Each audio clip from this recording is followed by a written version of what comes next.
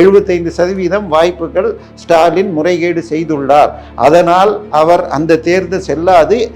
இந்த தீர்ப்பிலிருந்து 6 வருஷத்துக்கு அவருக்கு எலெக்ஷன்ல நிற்க முடியாது. அவருக்கு மரியாதை கொடுக்கும் வகையாக டைம் கொடுத்து விசாரிச்சப்ப எங்கிட்ட ஒரு பக்கா டிஜிட்டல் எவிடன்ஸ் இருக்கு, அதை நீங்க பார்த்ததுக்கு அப்புறம் சொல்லணும்னு கேட்ட உடனே திருப்பி பிப்ரவரி மாதம் போட்டாங்க. இப்ப என்னுடைய சந்தேகம் 90% அந்த ஆதாரங்கள் ஏற்றுக்கொள்ளும்படியாக இருக்கிறது. நீதிபதிகள் நாங்க வெளியில போறோம், நாங்க தீர்ப்பு சொல்லல, வேற நீதிபதிகள் போடுனா இப்ப என்னுடைய சந்தேகம் 90% அந்த ஆதாரங்கள் ஏற்றுக்கொள்ளும்படியாக இருக்கிறது.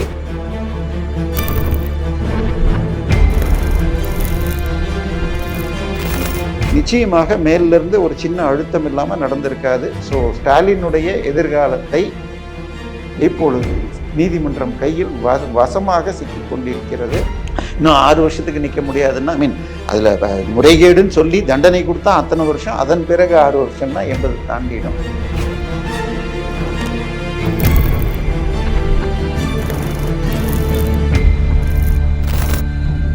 இந்த வழக்கு இதுக்கு மேலே போகாது. என்னை பொறுத்தவரை இன்னொரு நீதிபதி 3 நாள் டைம் கொடுத்து இது வேகமாக முடிக்கப்படலாம்.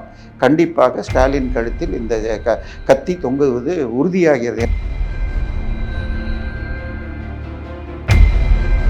உங்கள் ஆரோக்கியத்தின் ஊற்று நண்பன் ஹெல்தி ஸ்வீட் ஃப்ளோர் உடனே ஆர்டர் செய்யுங்கள். 4ஆம் துணை நேயர்கள் அனைவருக்கும் வணக்கம். இன்று நம் நிகழ்ச்சியின் சிறப்பு விருந்தினர் அரசியல் விமர்சகர் தேவப்பிரியா அவர்கள் இணைந்துள்ளார். வணக்கம் சார். வணக்கம்.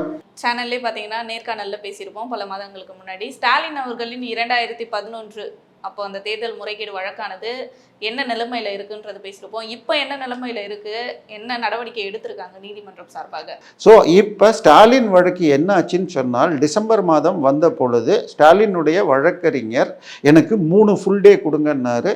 அவ்வளோ கொடுக்க முடியாதுன்னு சொல்லிட்டு 2 ஃபுல் டே கேட்டதுக்கு 3 ஹாஃப் டேயாக கொடுத்து விசாரணை பண்ணப்போ ஜனவரி மாதம் வந்தப்போ என்ன பண்ணாங்க, இவங்க கொடுத்த எல்லா ஆதாரத்தையும் ஸ்டாலின் தரப்பில் 26 வழக்கறிஞர்கள், எல்லாம் ரொம்ப சீப்பான வழக்கறிஞர்கள் தான். அவங்க வந்தால் ஒரு நாளைக்கு 10 நிமிஷம் பேசினாலும் 25 30 லட்ச ரூபா. இது மாதிரி 26 வக்கீலில் ஒரு 15 பேர் கபில் சிபலில் ஆரம்பித்து பெரிய லிஸ்ட் இருந்துச்சு.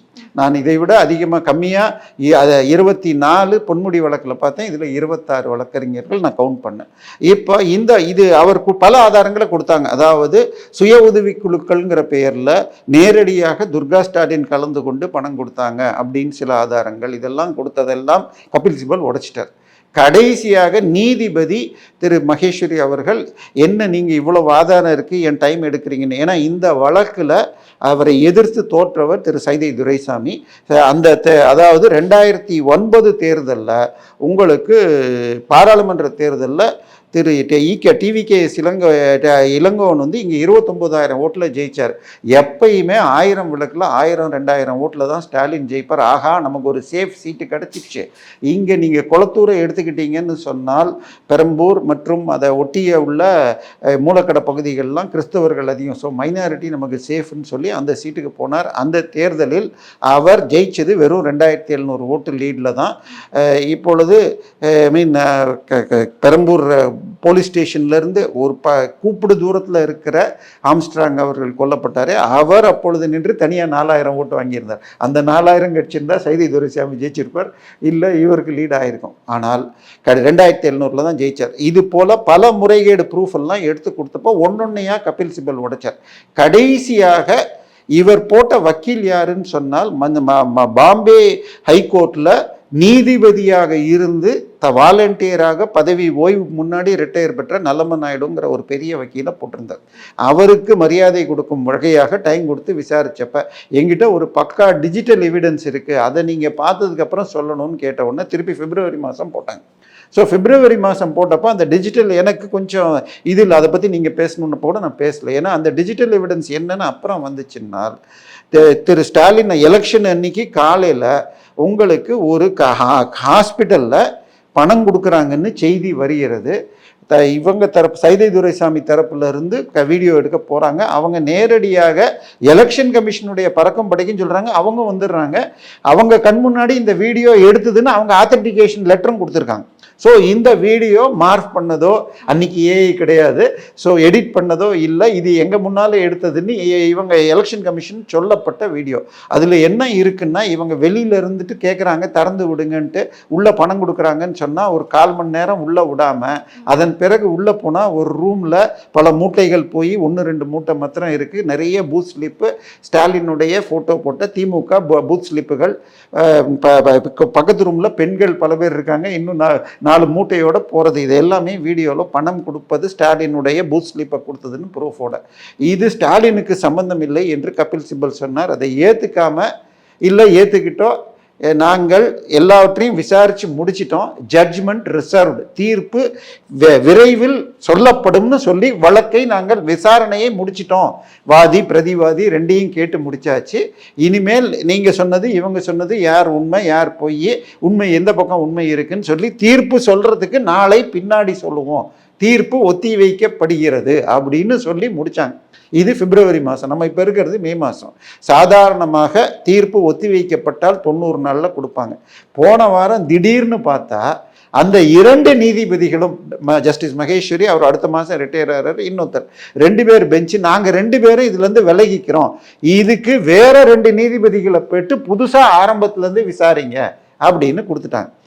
என்னுடைய, அதாவது நீங்கள் ஒரு நீதிபதியை போடுறீங்க, அந்த நீதிபதி வாதிக்கோ பிரதிவாதிக்கோ முன்னாடி வக்கீலாக இருந்தாலோ இல்லை இந்த வழக்கு சம்பந்தமாக அவருக்கு யாராவது சொந்தக்காரங்க இருக்காங்க அப்படின்னா யாராவது சொன்னால் அவங்க ஒதுங்கிப்பாங்க, நாங்கள் இதை விசாரிக்கல, எனக்கு பதிலாக வேற ஜட்ஜு. ஆனால் இவங்க 2 பேரும் விசாரிச்சுட்டு எல்லா விசாரணையும் முடிச்சுட்டு கடைசியில் தீர்ப்பு ஒத்தி வைக்கப்படுகிறது, தீர்ப்பு ரிசர்வ் பண்ணிட்டு ஒத்தி வச்சிருக்காங்க, என்ன நாள் சொல்லி கொடுக்குறோங்கிற நேரத்தில் இப்போ மறு விசாரணைன்னு போட்டாங்க. அதில் சாரமே இல்லைன்னு வச்சுக்க. நான் போன தடவை சொன்னப்போ சொன்னேன் 75% வாய்ப்புகள் ஸ்டாலின் முறைகேடு செய்துள்ளார், அதனால் அவர் அந்த தேர்தல் செல்லாது, இந்த தீர்ப்பிலிருந்து 6 வருஷத்துக்கு அவருக்கு எலெக்ஷன்ல நிற்க முடியாது அப்படின்னு வந்து நிற்கும். இப்ப அப்படி இருக்கிற நேரத்தில் ஒன்று 25% வாய்ப்புல இல்லை முறைகேடு ப்ரூவ் ஆகலன்னா அவரை ரிலீஸ் பண்ணியிருக்கணும். ஆனால் எல்லாத்தையும் கேட்டுட்டு நீதிபதிகள் மறு விசாரணைக்கு நாங்கள் வெளியில் போகிறோம், நாங்கள் தீர்ப்பு சொல்லலை, வேற நீதிபதிகள் போடுன்னா இப்போ என்னுடைய சந்தேகம் 90% அந்த ஆதாரங்கள் ஏற்றுக்கொள்ளும்படியாக இருக்கிறது. ஏதோ சில காரணங்களுக்காக, ஏன்னா என்னுடைய கடந்த 30 வருஷமாக நான் பேப்பர் படிக்கிறதுல ஒரு நீதிபதி பல கட்டங்களில் வெளியேறுவாங்க, ஆனால் நீதிமன்ற தீர்ப்பு ரிசர்வ்டு அப்படின்னு சொன்னதுக்கு அப்புறம் 2 பக்கத்தையும் முழுக்க கேட்டுட்டு தீர்ப்பை அறிவிக்க போகிறோம், என்ன தேதின்னு பின்னாடி சொல்லுவோன்னு சொன்ன நிலைமையில் இது வரைக்கும் நான் ஒரு கேஸ் கூட பார்க்கறதில்லை. இது அமித்ஷா அவர்கள் ரிக்வெஸ்டில் நடந்துச்சா? ஸோ ஸ்டாலினுடைய எதிர்காலத்தை இப்பொழுது அந்த கேஸ் மறு விசாரணையில் சிக்கி கொண்டிருக்கிறது. என்னதான் நீதிமன்றம் ஃப்ரீன்னு சொன்னாலும் மத்திய அரசோடு ஓரளவுக்கு இணைப்பு நடக்கும். ஸோ இப்பொழுது புதிதாக 2 நீதிபதிகள் திருப்பி மொத்தத்தையும் விசாரணை பண்ணி ஸ்டாலின் முறைகேடு பண்ணி இருக்காருன்னு சொன்னால் அவர் தேர்தலிலேயே நிற்காமல் போக முடியும். ஸோ இது எதனால் நடக்குது? அமித்ஷா அவர்கள் கையில் தான் இருக்கா? இல்லை, அமித்ஷா சொல்லி இது நடந்திருக்கான்னு எனக்கு சந்தேகம் இருக்குது. என்னுடைய 30 வருஷமாக நான் பேப்பர் கண்டிப்பாக தினமும் படிக்கிறேன். 1995 தினந்தோறும் பேப்பர் பார்க்குறவன், பல வழக்குகளை பார்த்தேன், இது மாதிரி ஒரு கேஸ் பார்த்ததில்லை.